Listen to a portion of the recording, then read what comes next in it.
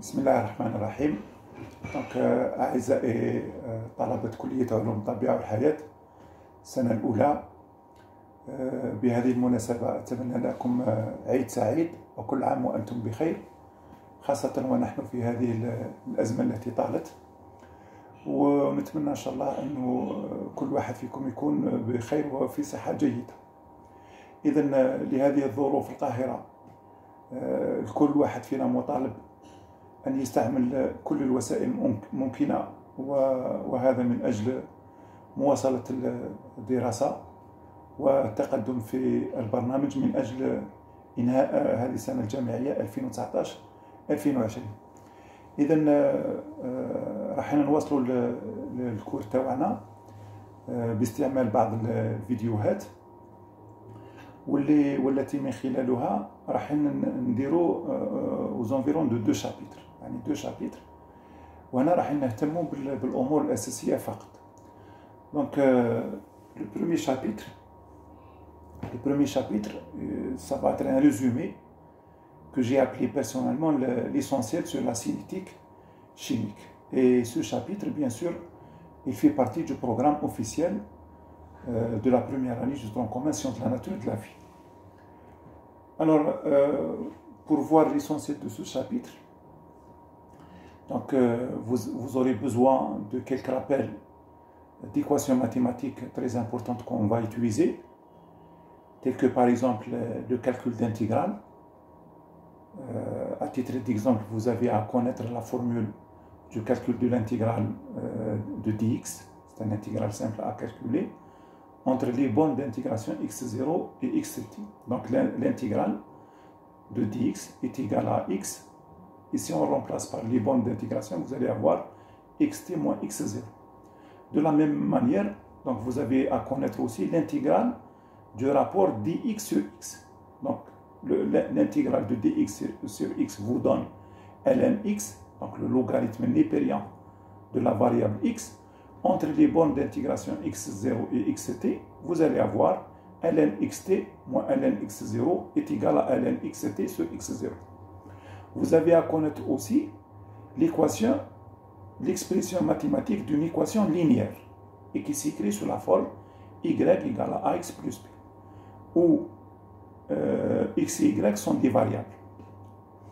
Donc vous avez aussi le coefficient a, donc il représente la pente de la droite et qui peut être négatif ou positif. Vous allez peut-être me dire pourquoi ou bien quel est l'intérêt de ces équations. Vous allez voir plus tard que pour déterminer certaines caractéristiques d'une réaction chimique, nous avons besoin de ces équations mathématiques. Alors, l'objectif visé à travers le chapitre cinétique chimique, c'est de faire une description simplifiée des notions de base de la cinétique chimique. Ces connaissances de la cinétique chimique, ils vont vous permettre d'établir facilement l'équation de la vitesse d'une réaction chimique, de déterminer son ordre et les paramètres qui contrôlent cette vitesse, comme la température. Donc la connaissance de ces paramètres est d'une importance capitale, étant donné qu'à l'échelle industrielle, par exemple, si on veut produire un médicament, il faut que la production soit rentable. Et pour que la production soit rentable, là, il faut connaître cette vitesse de réaction ainsi que les paramètres qui nous donnent cette production rentable et optimale. Alors, tout d'abord, chacun de vous, il va poser la question suivante. C'est quoi la cinétique chimique? Dans le passé, vous avez fait la cinétique en physique. Mais ce qu'on va faire dans notre contexte, on va faire de la cinétique chimique. Donc la cinétique chimique, c'est une branche, donc c'est une filière, c'est une discipline de la chimie, et plus exactement, c'est une discipline de la chimie physique, dans le but d'étudier les vitesses des réactions chimiques. Donc c'est pour cette raison, la cinétique chimique est considérée comme filière qui s'intéresse principalement à l'étude des réactions, à l'étude des vitesses des réactions chimiques. Donc sur le plan pratique, la connaissance de la vitesse d'une réaction chimique est très importante. Elle permet de déterminer le degré de l'avancement de la réaction chimique, c'est-à-dire l'évolution de la réaction chimique entre l'état initial qui correspond à un avancement nul et à l'état final qui correspond à un avancement maximal. Donc, sur le plan pratique, l'étude cinétique, elle nous permet de connaître la durée de la réaction. La réaction peut être rapide, comme elle peut être extrêmement rapide, telle que instantanée. Et l'étude cinétique aussi, elle est importante pour connaître le rendement d'une réaction chimique. Deuxième question que vous pouvez poser, c'est quoi une vitesse? C'est quoi une vitesse d'une réaction chimique? Donc, d'une manière générale, une vitesse, c'est un déplacement, donc c'est une variation d'une grandeur d'une variable par rapport à un paramètre qui est le paramètre temps.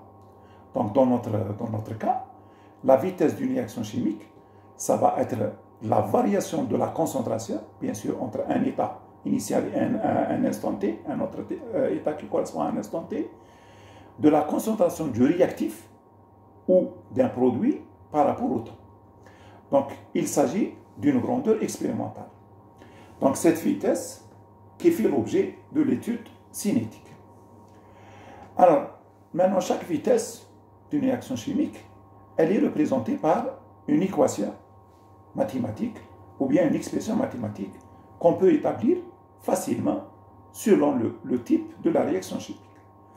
Donc, pour faire ça, on considère une réaction chimique de type AA plus BB donne CC plus DT, où le A et B majuscules représentent les réactifs de la réaction chimique, C et D majuscules représentent les produits obtenus par la transformation ou bien par la réaction entre le réactif A et le réactif B.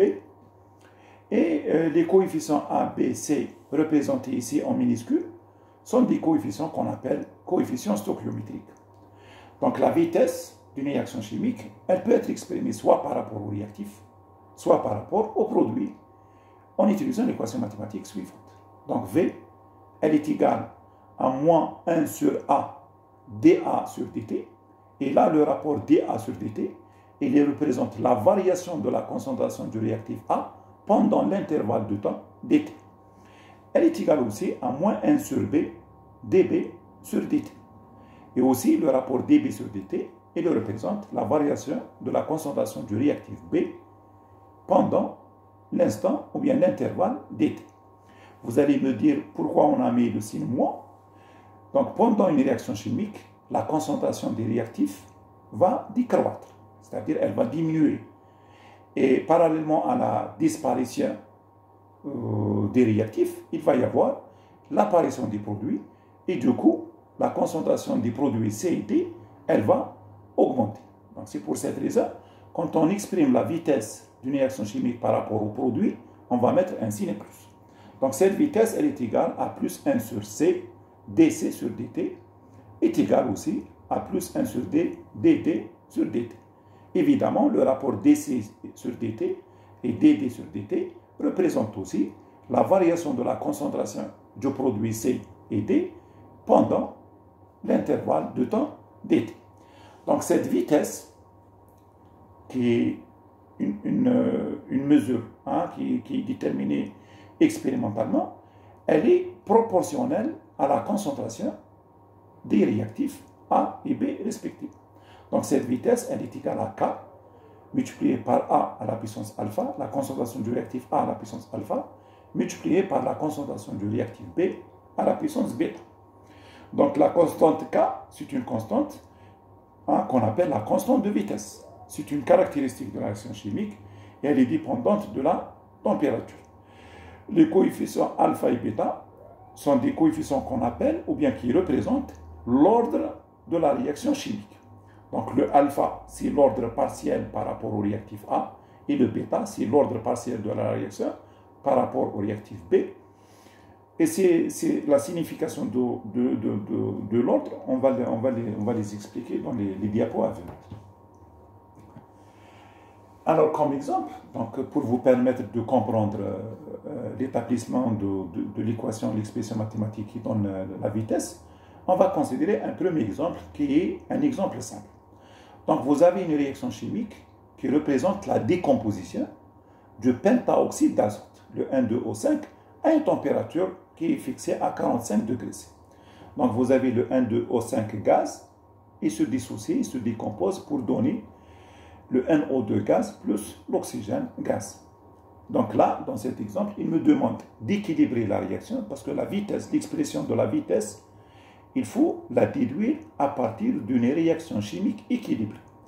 Et dans une deuxième question, il me demande de trouver l'expression de la vitesse de réaction par rapport au réactif et par rapport au produit.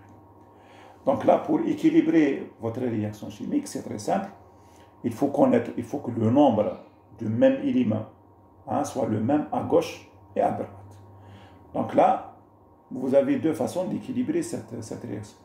Alors, si on dit nombre à gauche, le nombre d'azote, vous allez constater que vous avez 2 atomes d'azote, alors qu'à droite, vous avez un seul atome d'azote. Donc là, vous êtes obligé de multiplier le dioxyde d'azote NO2 par un facteur égal à 2. Très bien. Donc de cette manière, vous allez avoir un total de 4 oxygènes. Donc 2 fois O2, ça vous donne 4, plus une molécule d'oxygène, vous allez avoir 6. Donc pour avoir un équilibre en atomes d'oxygène, vous êtes obligé de multiplier la molécule d'oxygène par un coefficient égal à 1,5. Donc pour éviter de travailler avec le 1,5, vous pouvez multiplier l'équation 1 par un facteur de 2 et vous allez avoir l'équation 2N2O5 égale 4NO2 plus une molécule d'oxygène. Et de cette manière, vous avez votre réaction équilibrée. Donc maintenant pour l'expression qui est dans la vitesse, on va l'exprimer tout d'abord par rapport au réactif. Et comme vous avez deux équations, vous avez le libre choix. Donc vous pouvez utiliser soit la réaction 1, soit la réaction 2. Donc si on raisonne par rapport à la réaction 1, vous aurez votre vitesse est égale à moins dN2O5 sur dt. Et vous constatez que le coefficient du réactif A est égal à l'unité, est égal à 1. Donc vous avez moins dN2O5 sur dt est égal maintenant par rapport au produit. Vous avez deux produits, vous avez le NO2 et vous avez l'oxygène. Donc la vitesse sera égale à plus 1 sur 2. Pourquoi 1 sur 2? Parce que le coefficient du premier produit est égal à 2. Donc est égal à plus 1,5 dNO2 sur dt est égal à 2 fois dO2 sur dt. Donc pourquoi 2 fois? Parce que le 1 sur 1,5 vous donne 2. Le tout, il est égal à la constante de vitesse K multiplié par la concentration du réactif qui est le N2O5 à la puissance alpha qui est l'ordre partiel par rapport au réactif, par rapport à l'unique réactif, et qui est l'ordre de la réaction globale. Donc maintenant, si vous raisonnez par rapport à la réaction 2, vous allez trouver une autre expression qui donne la vitesse et qui sera comme suit.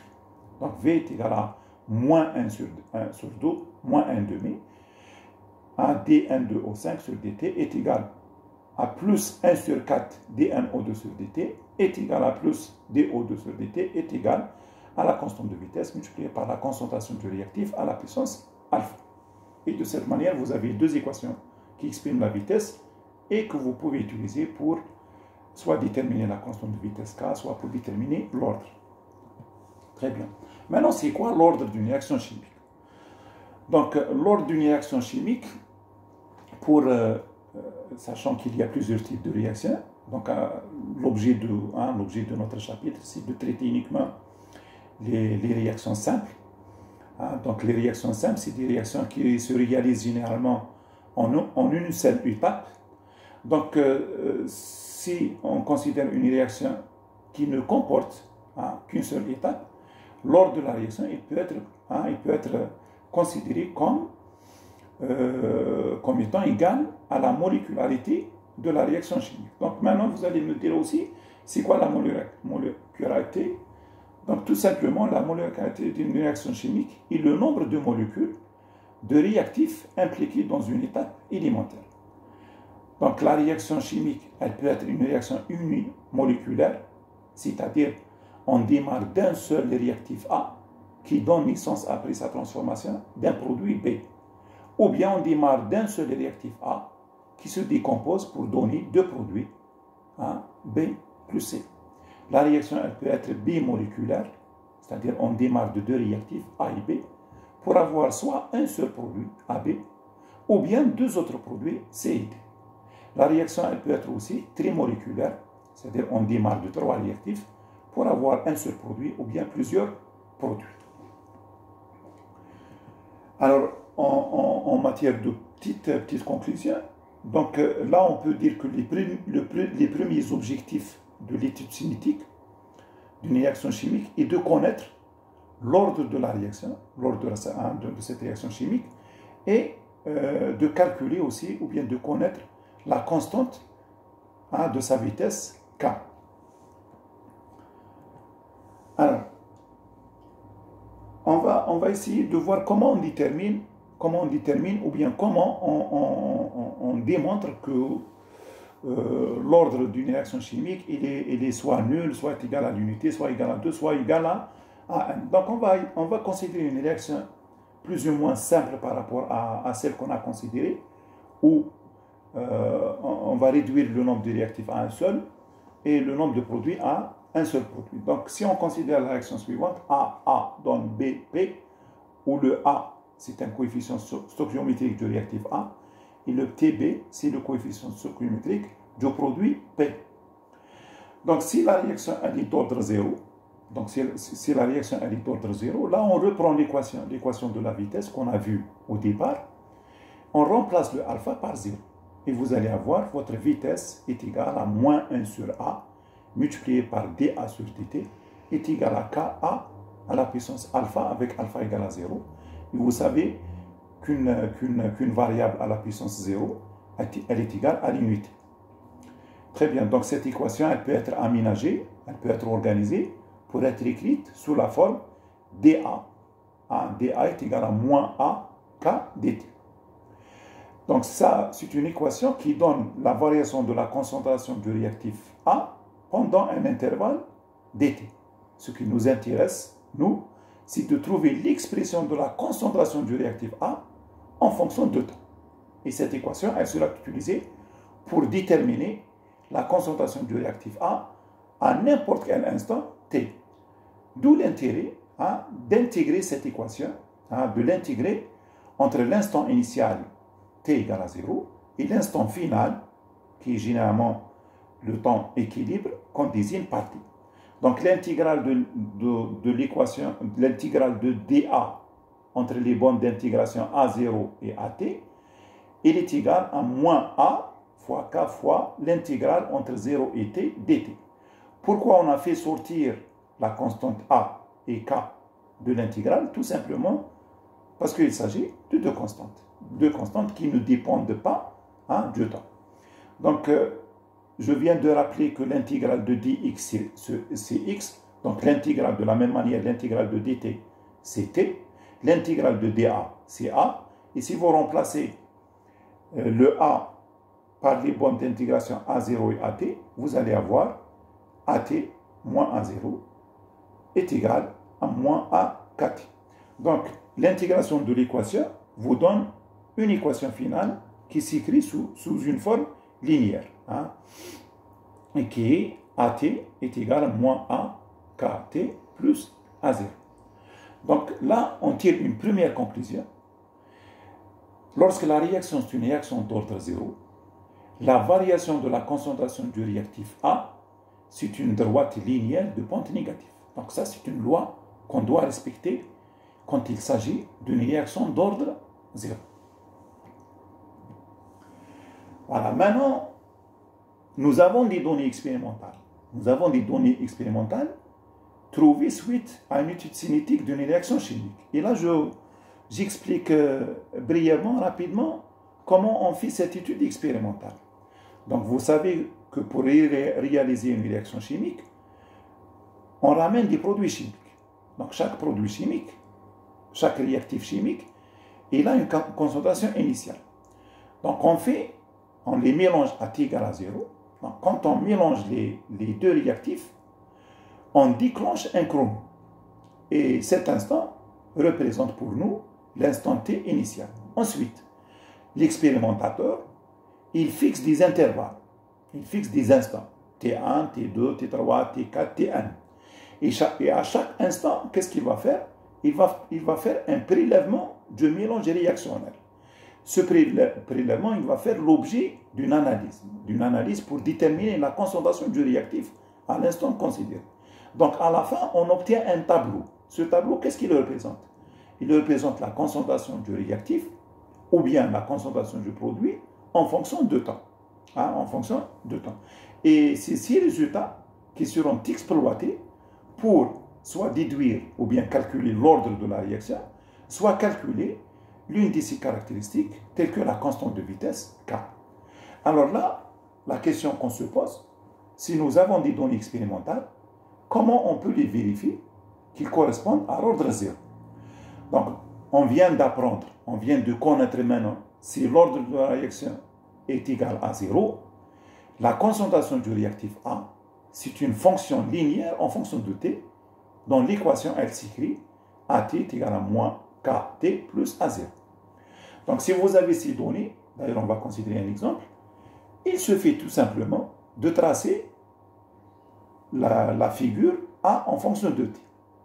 Et si l'ordre est égal à 0, là, évidemment, vous allez trouver une droite linéaire, une courbe linéaire de la forme y égale à ax plus b avec une pente négative, comme il est bien montré sur la figure.